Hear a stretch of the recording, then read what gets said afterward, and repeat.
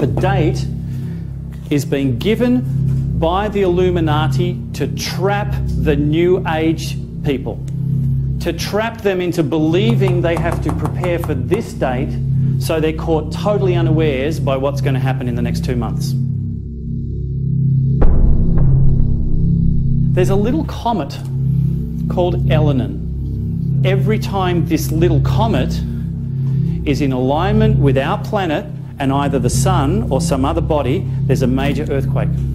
Now, vibrational harmonics work such that if they directly line up, you get an amplification of energy.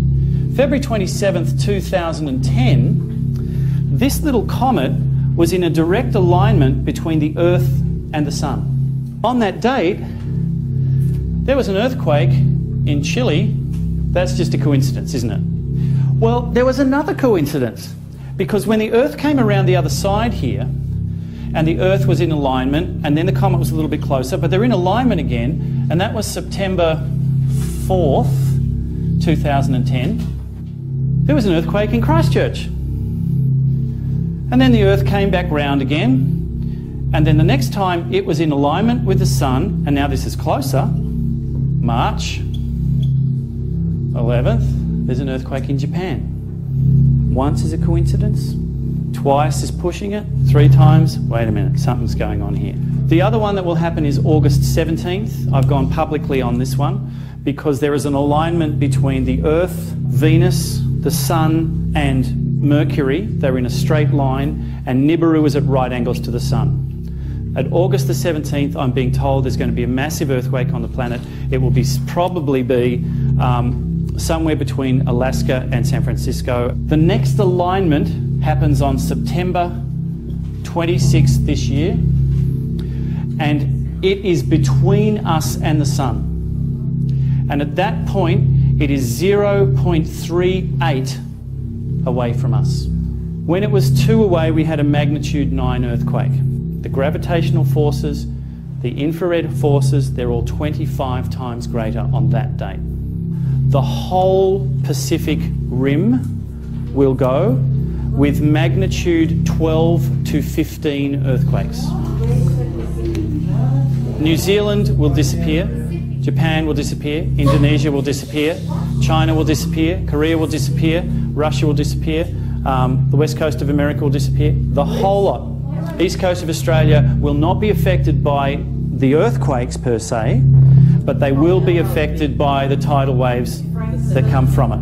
There is going to be a cosmic sonic shockwave that will totally blow out our Van Allen belts and our magnetic fields, and will leave the planet totally open to gamma radiation. If you are out in the open at that point, you will literally be fried alive. It's like the vampire jumping out into the light. That's what's going to happen. When this object goes across the sky, it's going to cause an eclipse that will last at least 3 days. So you're going to have all these volcanoes going off, pyroclastic blasts going everywhere, level 12, 13 magnitude earthquakes. The electromagnetic pulses are going to fry all electrics. You're going to have wind speeds over 1,000 miles an hour. You're going to have surface temperatures of 60 degrees plus. All the water surfaces are going to dry up. The volcanic ash is going to cause huge amounts of acid rain. There will be wildfires all over the planet.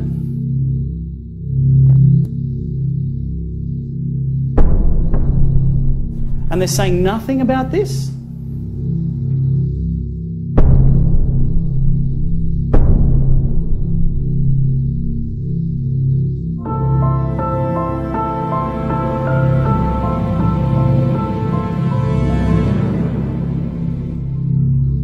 The objective of this is not for me to give you everything on a platter.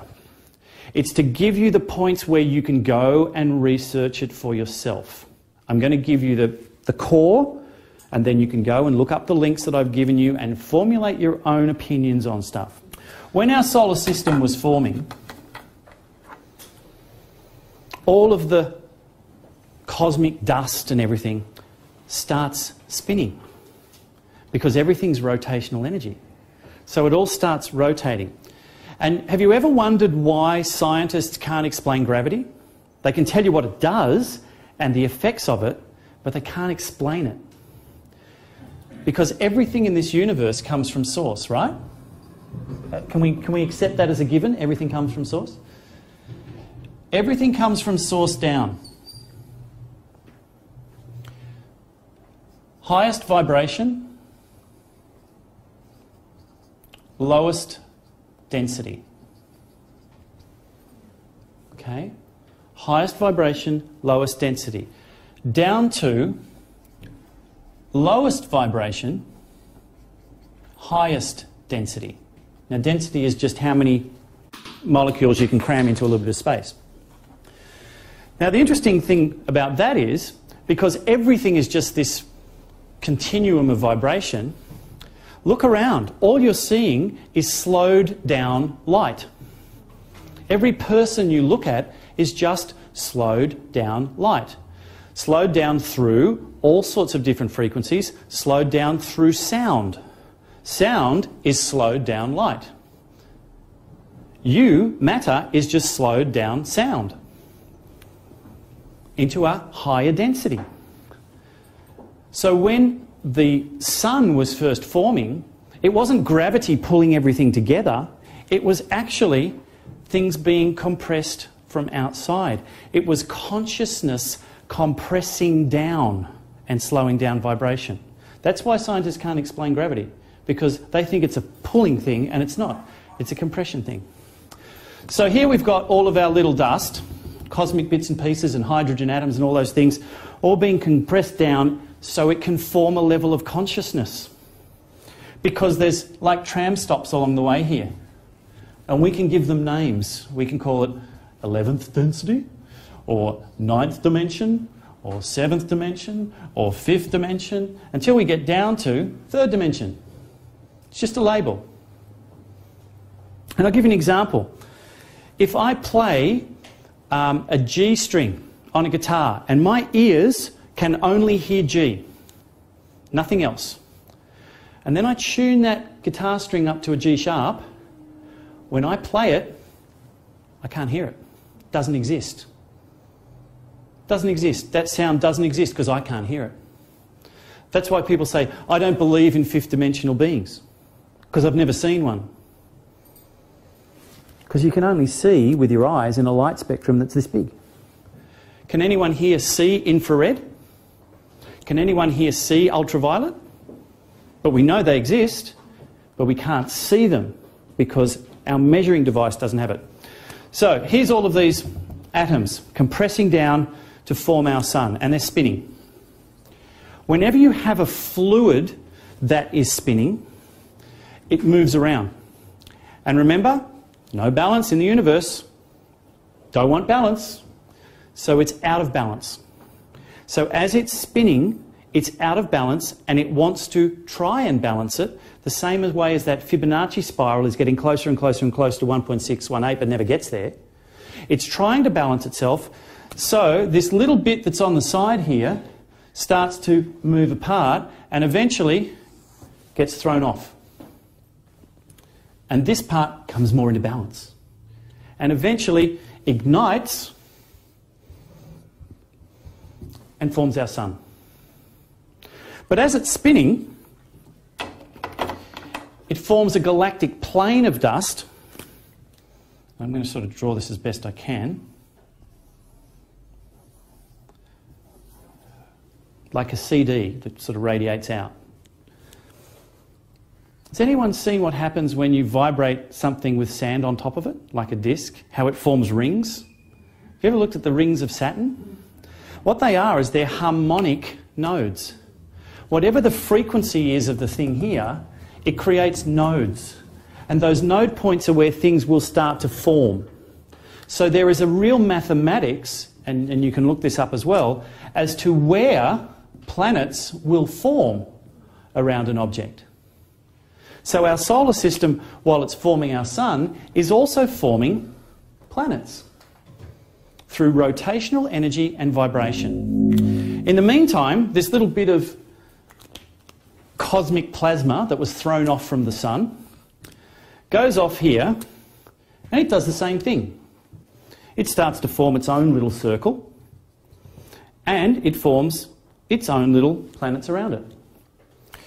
But this one doesn't have enough mass to ignite the way the sun does.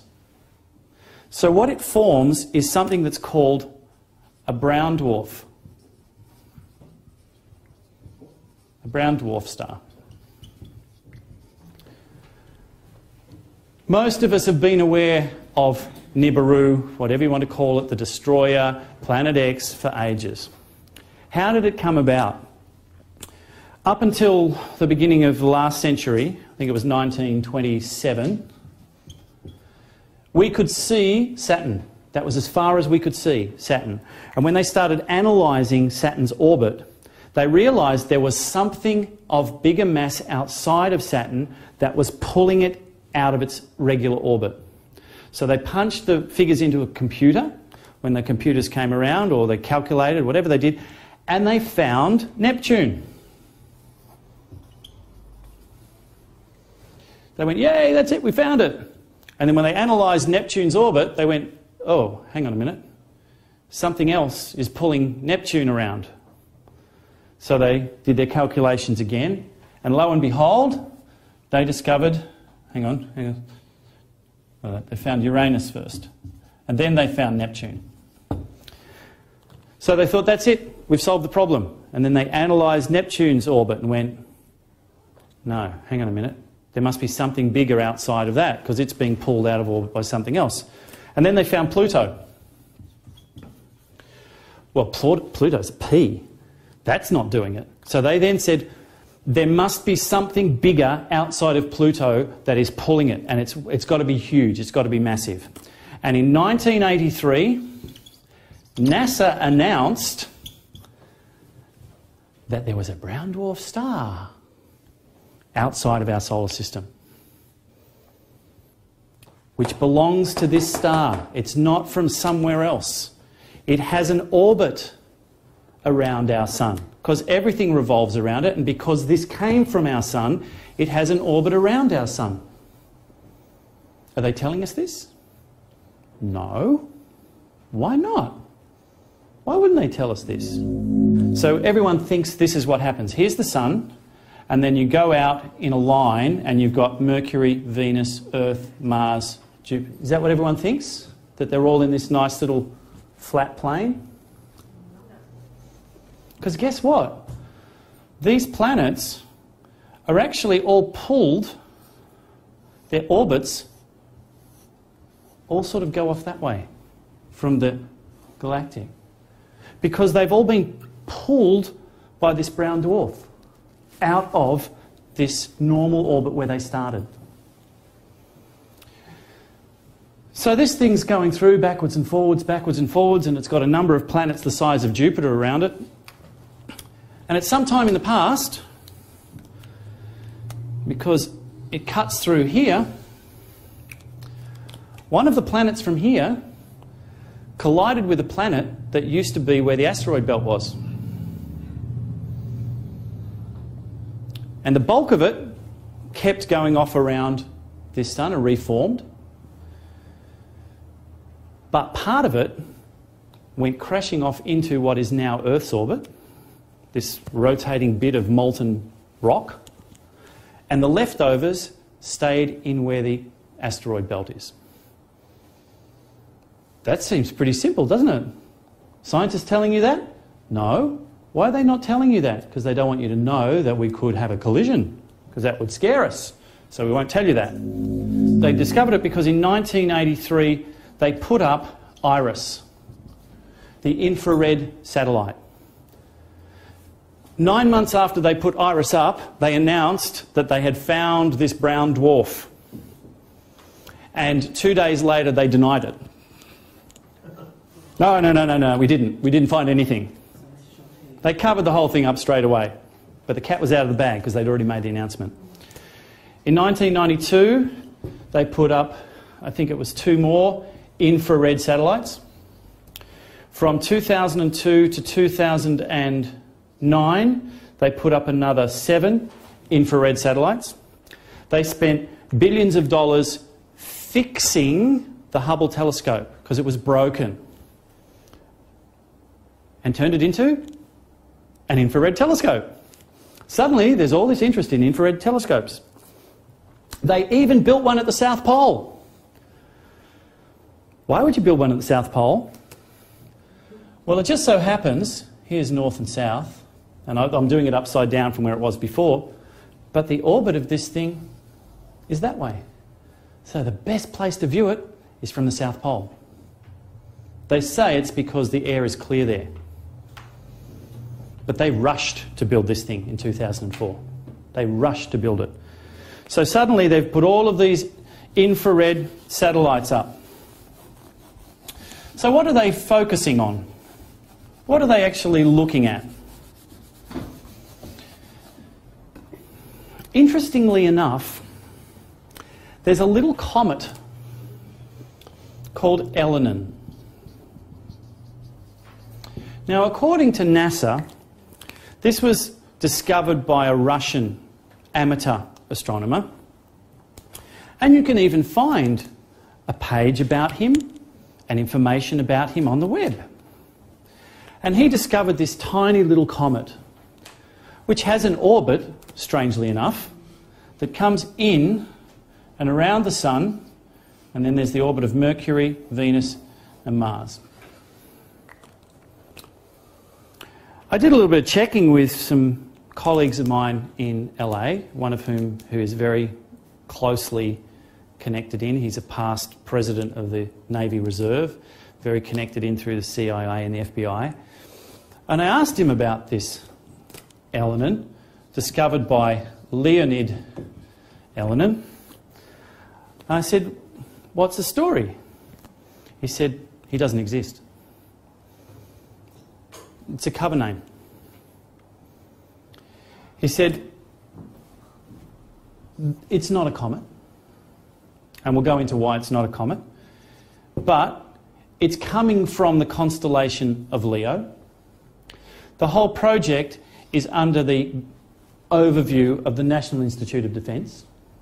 And Elenin is an acronym for Extinction Level Event Near Impact Nibiru. I said, whoa, smoking gun here. But I want more proof, because they say it's a comet. Now, a comet is made of dust, dirt and ice.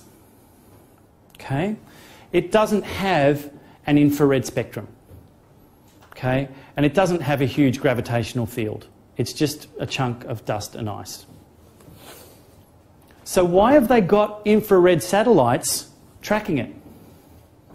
Why are they using their most expensive infrared satellites tracking a dust and ice ball? That doesn't add up to me. That doesn't make sense. Also, do you remember when Comet Kohoutek came through and Comet Halley came through? And whenever there was a comet coming through, NASA are jumping up and down saying, you've got to see, it's going to look fantastic. It's going to be across the sky, and there was all of this hype about comets, comets, comets, comets, comets, comets. Heard anything from NASA about Elenin? Because guess what? At its closest point to the Earth, it's only 21 million miles away. That's 1/5 the distance between us and the Sun. Most of the other comets that they've talked about have been out here somewhere. 400, 500 million miles away. And they were jumping up and down. And they're saying nothing about this? That doesn't add up to me. Doesn't add up. Something doesn't add up. But I'm still not thinking they're lying to us much. So then I started looking. And there was a coincidence. Because I'll get my dates right, it was February 27th, and you may have this on your list. February 27th, 2010, this little comet was in a direct alignment between the Earth and the Sun. Direct alignment. Now, vibrational harmonics work such that if they directly line up, you get an amplification of energy. So gravitational waves are no difference to that. If they line up, the gravitational waves amplify. So on that date, there was an earthquake in Chile of, it was huge, 9 point something or other. That's just a coincidence, isn't it? That this little comet is in directly line with the Earth and the Sun, and there's a massive earthquake on it. That's just a coincidence. Well, there was another coincidence, because when the Earth came around the other side here, and the Earth was in alignment, and then the comet was a little bit closer, but they're in alignment again, and that was September 4th, 2010. There was an earthquake in Christchurch. That was just another coincidence, by the way. 2 coincidences. And then the Earth came back round again, and then the next time it was in alignment with the Sun, and now this is closer, March 11th, there's an earthquake in Japan. Once is a coincidence, twice is pushing it, 3 times, wait a minute, something's going on here. And on there you will see a list of every time this little comet is in alignment with our planet and either the Sun or some other body, there's a major earthquake. No way could that be a comet. All of those alignments, earthquake, earthquake, earthquake, all the changes that are going on, here's a smoking gun. But do we have any other proof? Because I'm not trying to convince you here, I'm just saying I'm having questions about this. Are you all aware of Google Earth? That you can punch in any address and bang, you can see it. Are you also aware that there are certain areas, because NASA controls Google Earth. Did we say who NASA are, by the way? You know they're not a US department. They're a private company. And NASA came from Nazi Germany. All the guys that built all the rockets, they were all from Nazi Germany. Because NASA is owned by the Illuminati. Okay? So NASA have an agenda. Okay? So when we go to Google Earth, try and have a look at Area 51. Why not? Okay? Because it's blacked out, isn't it? It's censored. Okay? Because they don't want you to know what's going on there. So they censor it. They put a big black square on it. So that's Google Earth. Are you aware of Google Sky? Google Sky is run by, guess who? NASA. And they plug into all of their satellites. So you can go into Google Sky and you can look at the whole sky as it is right now. So when I say this to you, go to Google Sky and have a look at the constellation of Leo. No, it's not blacked out. Okay? When you look at it, there's nothing untoward about it. Then go to the little right-hand corner and shift up in the infrared spectrum. And as you shift it to the infrared spectrum, suddenly appears an object that looks like that in the infrared spectrum. The winged destroyer the ancient Egyptians talk about. Here's a little brown dwarf in the constellation of Leo coming towards it. They will show that, but they won't show Area 51. So they're kind of giving information on here, but not... Because they think that most of us are absolutely stupid and wouldn't even bother looking. And they can fob it off, left, right and centre. The interesting thing is, though, if you go into the constellation of Virgo and have a look,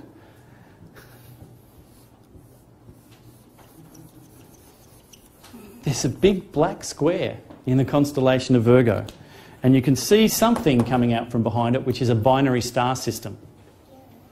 Now, this might sound bizarre, but the reason they're blacking that out is because there are things coming from that star system. Visitors.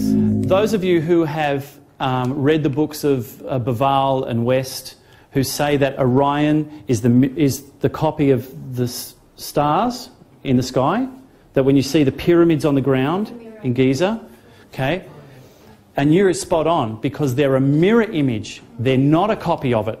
They're a mirror image. And the Egyptians don't work that way. So the only way that those could match up would be if the pyramids were built when the earth was up the other way. So the pyramids were built before the last pole shift. Okay?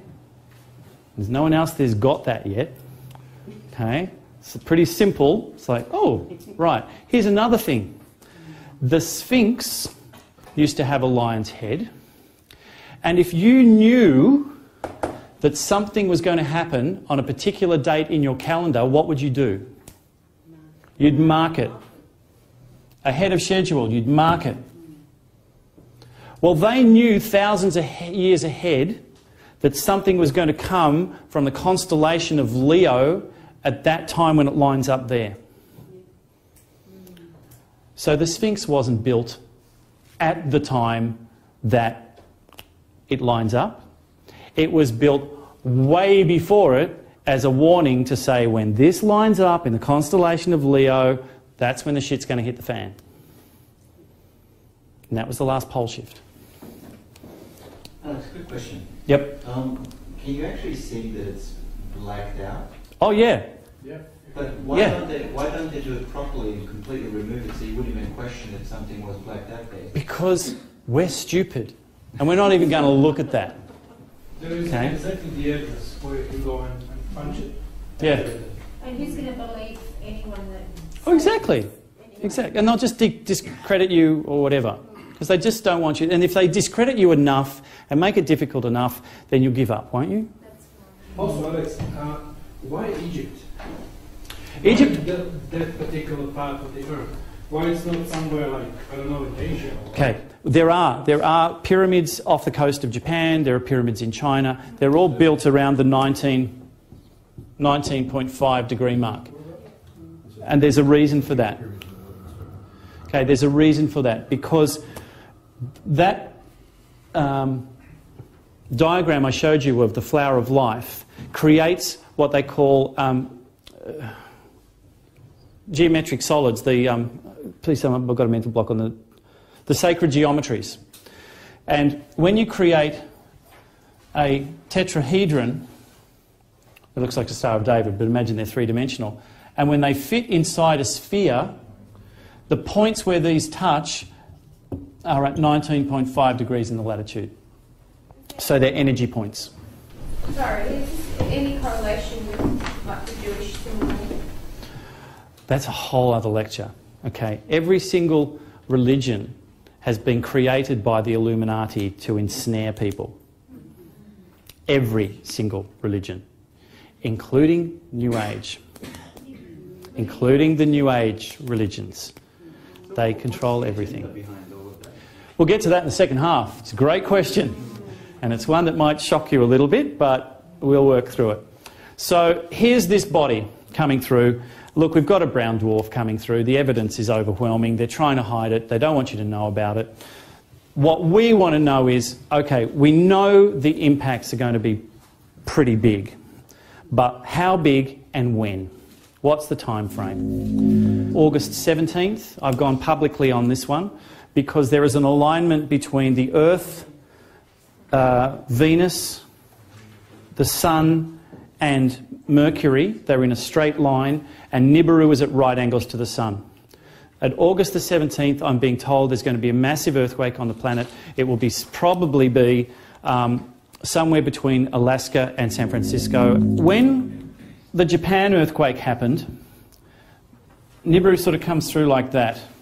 And there's a time now where Nibiru and our Earth are travelling at the same rate. So we're not seeing any major changes because it's still around about 1.5 AU away. AU is a measure of the distance between the Earth and the Sun. It's like the radius measurement. When the Japan earthquake happened, it was 2 AU away, and we had a magnitude 9 earthquake. The next alignment happens on September 26th this year, and it is between us and the Sun. And at that point, it is 0.38 away from us. Now, gravitational fields, it's 0.38, which is around about 40 million miles. It's 4/10 of the distance to the sun. Gravitational fields and infrared work on what's called an inverse square relationship. So every unit of distance, the force magnifies by the square of it. When it was 2 away, we had a magnitude 9 earthquake. On September 26, the forces are 25 times greater. The gravitational forces, the infrared forces, they're all 25 times greater on that date. What I'm being told is on September 26th, the whole Pacific Rim will go with magnitude 12 to 15 earthquakes. Magnitude 12 to 15 earthquakes. Okay? That is totally consistent with the mathematics. I said there was going to be stuff that, you know, you might go, what? The whole Pacific Rim. New Zealand will disappear. Japan will disappear. Indonesia will disappear. China will disappear. Korea will disappear. Russia will disappear. The west coast of America will disappear. The whole lot. What about Australia? Whole lot. What about Australia? East coast of Australia will not be affected by the earthquakes per se, but they will be affected by the tidal waves that come from it. Okay, I want to talk a little bit before that. Okay? Before that happens, as you get into August, and this gets closer, the gravitational effects of this brown dwarf star are going to start to pull not only on the crust of the planet greater, but they're going to pull on our little old moon. Now at the moment, the moon's got a fairly spherical orbit around the Earth. Okay? But as this brown dwarf gets closer, it's going to pull the moon closer to it, and the moon is going to have a more elliptical orbit. So what's going to happen is the moon is going to be pulled into more elliptical orbit. What effect will that have on the planet? The effect it will have is that whenever the moon is here, its gravitational pull on the water will be greater, so you are going to have massive king tides. So expect through August and the beginning of September that the major coastal cities of the world will all be flooded at some point. Not tidal waves, but massive tides. London, Amsterdam, Melbourne, Sydney, Venice. If there's a coastal city it's whole Netherlands. And what about places like Hawaii, Thailand, in terms of tidal surges? Everyone's going to be affected by it. Everyone's going to be affected by this. If you're living on the coast, and we've said to people, you're going to get a warning, sell your property and get out of there. Can I ask you something? Yep. Let's say a few years, Shh, folks, please, I can't hear. a few months back on TV, remember how we had that minor eclipse? I think it was last year. That was a lunar eclipse. Yeah. Now they're saying that we're going to have a major eclipse in November, but I don't know if it's this year or next year. I think they said next year. Okay. Before we even get to that, Okay. September 26th, okay, for about a week before that, this object is going to be very, very obvious in our skies. One of the link, oh, no, I don't think I put it on that sheet. There is a link of somebody who went into Soho, which is the looks at the sun, and it's beautiful. It's March 15th or something like that, and there's an image of the sun, and there's an image of Venus, and there's this big black object there. Black, not throwing any light off, it's black. He went back a day later to confirm it all, and NASA had airbrushed it out. Airbrushed it out, because it was inside the orbit of Venus, which is where it is at the moment. So, this object is going to cover 1/5 of the sky. Okay, 1/5 of the sky, and it's going to be moving along. By then, anarchy will be ruling because they'll have collapsed the financial markets and they'll have put most people into concentration camps. Does everyone know about the FEMA camps? Okay, the FEMA camps, there's about 800 of them around the US, and they house 50,000 people upwards. And they are detention centres with barbed wire and the whole thing around them.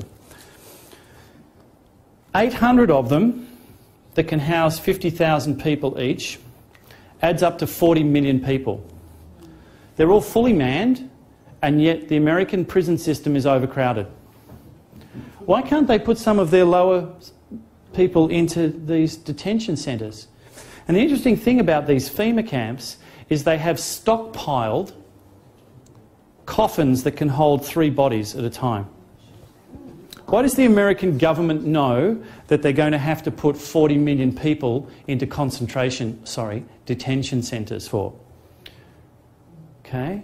And they're going to dispose of the bodies? Does this sound like something that happened? And who are the same people that are running all of this? It was a trial. They trialled everything out in the 40s. When this object goes across the sky, it's going to cause an eclipse that will last at least 3 days. At least 3 days. But here's the big thing. When it lines up with the sun and our planet, there is going to be a cosmic sonic shockwave that will totally blow out our Van Allen belts and our magnetic fields, and will leave the planet totally open to gamma radiation. It's what they call in the Bible Gabriel's trumpet. When Gabriel's horn shall blow, the world shall da-da-da. It's a sonic blast to do with the lining up. The magnetic fields will be... They're already being weakened. It's like watching Star Trek. When the shields go down, bang. If you are out in the open at that point, you will literally be fried alive. It's like the vampire jumping out into the light. That's what's going to happen. So you need to be able to get out of direct light for the whole duration that our magnetic field is down, which could be up to 2-3 weeks. Okay, so that's the first big thing. So you've got massive earthquakes happening. Basically every volcano on the planet will go off at that time. Are you all aware of the super volcano in Yosemite National Park? No, those of you who aren't? There is a volcano in the northern part of America under Yosemite National Park. The caldera is 200 miles long and 80 miles wide. Last year I got an email that said in 3 days there had been 1,100 earthquakes in that spot. But it was nothing to worry about. The lake bed has risen. The lake is so hot now that no fish can survive in it. And there was 1,100 earthquakes just in 1 3-day period, but it's nothing to worry about. Am I going to believe them? When you go to the site that shows all the earthquakes around the world, and they are airbrushing off and taking off earthquakes that are happening in certain locations because they don't want you to know that they're going on, because the US government has written off 60 million of its people who live in the top northwest. Because if it told them the truth, it would have to relocate them. And they're all expendable. So it's prepared to let them die. So you're going to have all these volcanoes going off. So you're going to have pyroclastic blasts going everywhere. So you've got level 12, 13 magnitude earthquakes, volcanoes at the same point. You know, it's not going to shift a little bit like this. We're talking about the distance here and there dropping like 400 metres down, not little bucklings. Okay? Have you ever seen like images of the French Alps that show the rock strata like that, side on? That happens in a space of a couple of minutes because the power of the earthquake causes the rock to liquefy and form waves. And then they break, and then when it stops, they reconfigure like that. They tell you that all of these mountain ranges have all been formed over thousands and hundreds of thousands of years. Lie. They happen in the space of minutes. Machu Picchu was a seaside village because Lake Titicaca is a salt lake and it's 1,500 metres in the air. It happened overnight when the pole shift happens. These are the extremes that these things happen at. So we've got the cosmic waves that are going to hit. You're going to have wind speeds over 1,000 miles an hour. You're going to have surface temperatures of 60 degrees plus. There will be wildfires all over the planet. Airspeed, cosmic radiation, all the water surfaces are going to dry up. The volcanic ash is going to cause huge amounts of acid rain. So the electromagnetic pulses are going to fry all electrics. Have you noticed how the satellites and TVs are starting to play up? Yeah? They're all going to go down. And they're trying to patch it and cover it up so you don't notice it. But as this thing gets closer, more and more of the satellites are going to go down. Okay? So that's September 26. Moving on from September 26, the next date you have to be concerned about is October the 17th.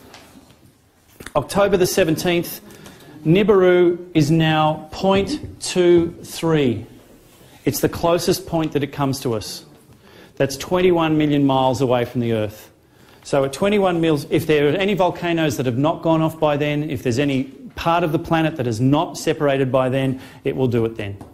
Because the forces involved are now over 80 times what they were when the Japan earthquake happened. Next date on from that is November the 2nd, 3rd through to the 7th. And what happened then was, when this thing's coming through and it passed through the asteroid belt, it picked up a few travellers with it, like the tin cans behind a wedding car.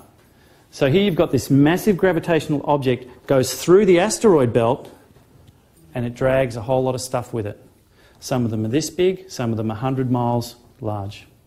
Now the scientists will tell you that we've had all these extinction level events that stopped the Cambrian and the Mesozoic, 65 million years ago, that wiped out the dinosaurs, and they say there is something that causes an extinction level event every 26 million years. Well, sometimes when Nibiru comes through, we're not here at this close point, we're on the other side of the sun, so we're safe. But sometimes, maybe every 26 million years, we pass through the tail of this. And on November the 3rd to the 7th, we pass through the tail of this brown dwarf. So we are running a whole asteroid field. We're going to get huge numbers of showers. I've had this vision since I was a child, and now I know what it's about. It's a recurring thing that's coming to me year after year after year after year. Now I know what it's about. We have one saving grace at that time. Our moon is on the lee side. It can potentially shield us from some of the impacts. But I'm being told there will be major cities who will be obliterated by being hit by asteroids. And it's not one or two. There's going to be showers, massive showers of them, for about 3 days. And if you look at the other side of the moon, it is totally pockmarked with impact craters, different to the side that we see. So clearly it's done some sort of protection in the past. That's November. Then November the 11th, there is another alignment. As it's now gone past, we come through it and we line up on the outside of it. I think it's 0.56 away. So there will be more earthquakes that day. I'm feeling that the most likely time when the crust will totally separate and turn upside down will be October 17. Because that's when the gravitational forces... It could go before then. It could go before then. So November the 11th, then November 23rd, there's another alignment which could cause more earthquakes, etc. But from then on, it starts to move further and further out. That's what's going to happen. That's when it's going to happen. And the wheres are pretty much everywhere will be affected. There are safe places to be, and we'll get into that in the second half, not just physically but also spiritually. Okay, we're just giving you the physical stuff now, and then in the second half, Crystal will take you through a lot of the spiritual understandings, which will get you to understand why you've chosen to be here at this time when this is happening. And we'll cover a little bit of that in the second half. The last thing I want to leave you with before we have a break is this 2012. So what does 2012 mean? Okay. Where does the date December 21st, 2012 come from? December 21st, 2012. Mayan calendar? No. No. That date comes from the Illuminati. The date does not exist in the Mayan calendar. The Mayans do not talk about, they don't have our calendar date. So what people have supposedly done is they've tried to match the Mayan calendar to ours. But the Mayans don't talk about their calendar ending on a particular date as being significant. Like we don't go, oh, December 31st is the end of some massive thing. They talk about a change. They talk about a shift from the fifth sun, from the end of the fourth sun into the fifth sun. They don't mention anything about a brown dwarf. The Mayans talk about a shift of the sun. That's really important, the fourth sun, and we'll get into that. The date is being given by the Illuminati to trap the New Age people. To trap them into believing they have to prepare for this date so they're caught totally unawares by what's going to happen in the next 2 months. And most New Age people have bought it hook, line and sinker. Because it's all tied into the Mayan calendar, and therefore it's about the ascension. And there's going to be no big earth changes because we can pray them away and we can do all of that, which we'll get into the second half. The Mayans talk about earth changes that precede it, but not at the same time. So what's happened is everybody has dumped everything onto this Illuminati constructed day. Everything to do with the birth of Jesus and all these things, they're all things that are tied into Illuminati ritual. That just happens to be the winter solstice. What a coincidence. Because the Illuminati are all into that sort of stuff. Dates and all sorts of things. That comes from them. It's not a real date. But coincidentally, around that time is the beginning of a transition period. Okay?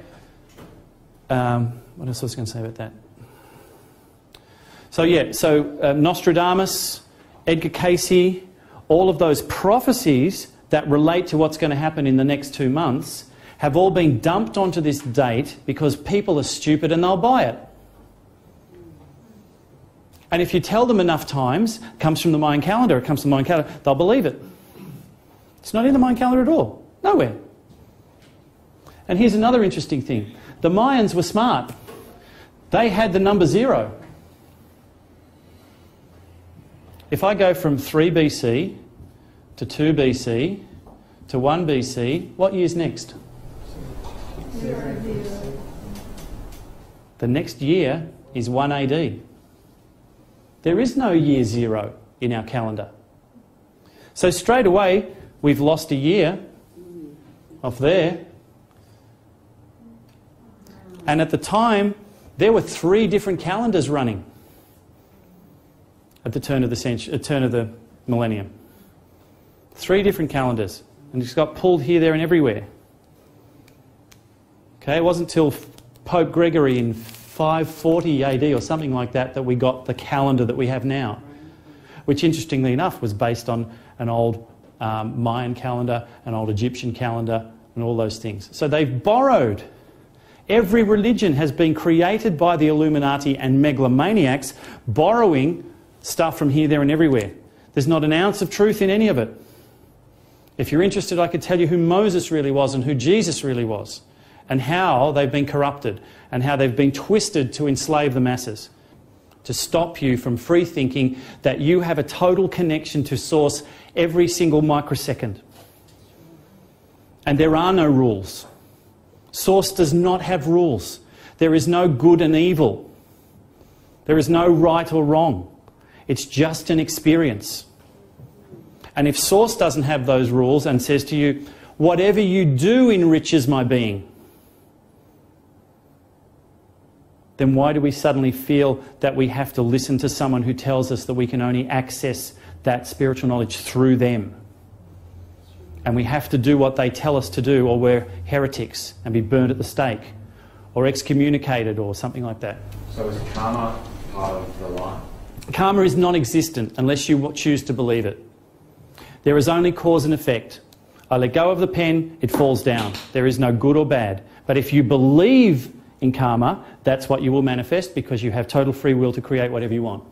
So 2012. What's 2012 about? I'll give you what that's about and then we'll have a break. Okay.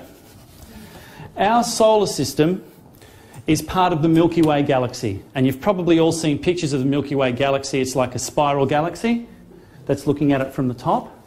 And looking at it from side on, sort of looks a little bit like a UFO sort of thing.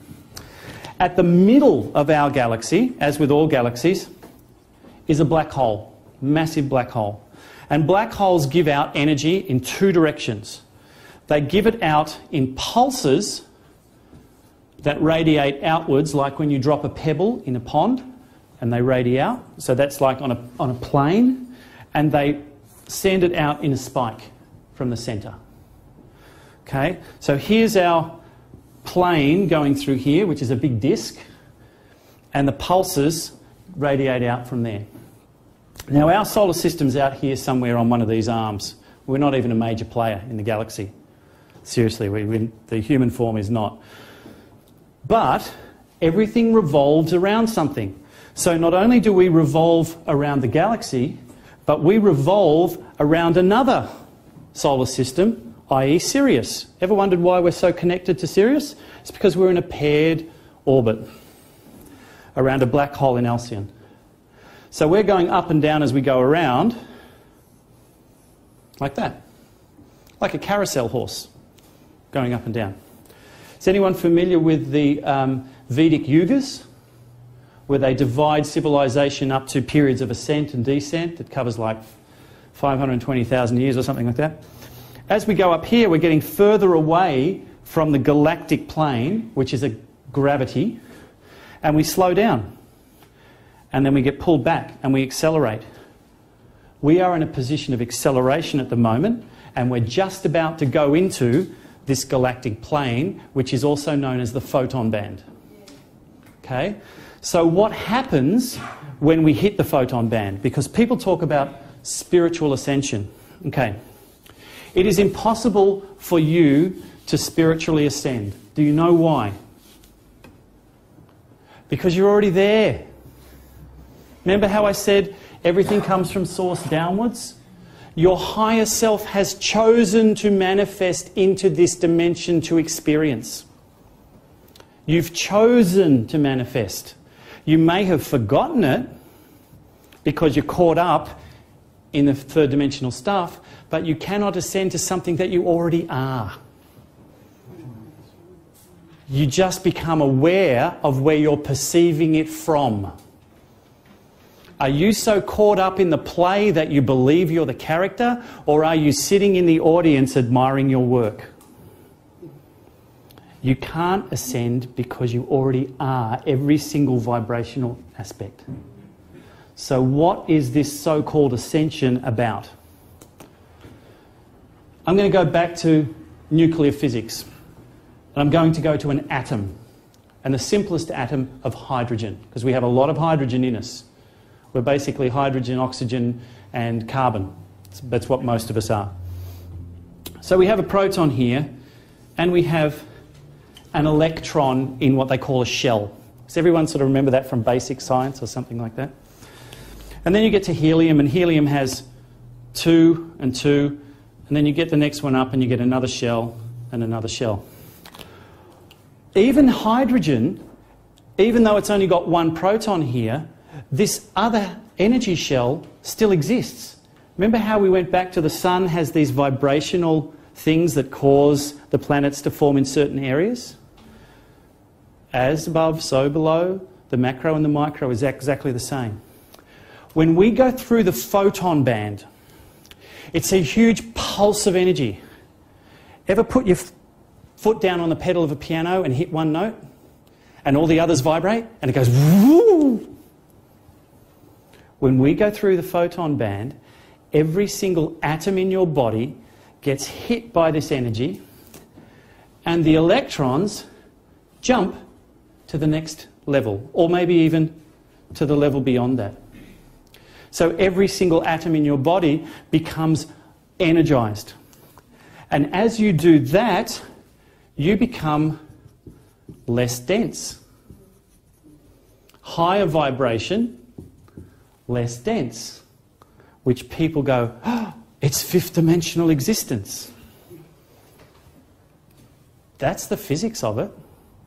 It's not some spiritual thing that you have to work to do. You could do that anytime you choose by shifting your perception. But what's happening here on this planet is a very, very different thing. This is going to happen, but it's the agenda behind it. And the second half, we're going to get into the who and the why.